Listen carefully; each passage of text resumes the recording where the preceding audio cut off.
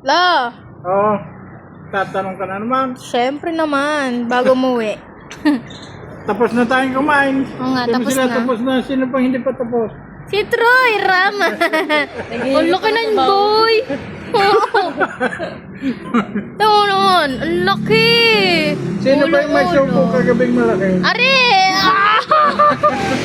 Paldo-paldo sa subo. O dali, magtanong na at mauwi na sa Mindoro. La, ay garne ha.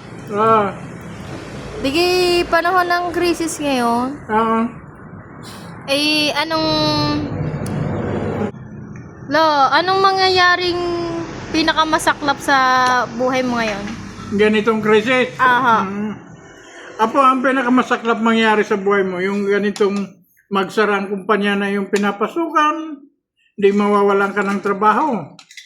Ngayon, pagka mawalan ka ng trabaho, ang financial mo mawawala rin.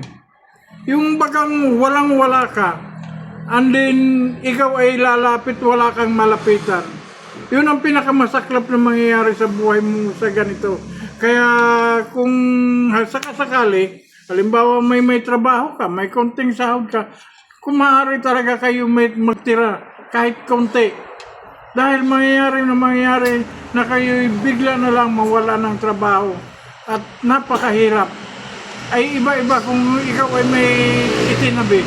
Bakit? Saan ka ba ngayon nga lalapit sa ganitong panahon na krisis? Wala kang malalapitan. Kaya masaklap na mangyayari sa buhay mo yung ikaw ay walang-wala at wala kang malalapitan. Yun lang po.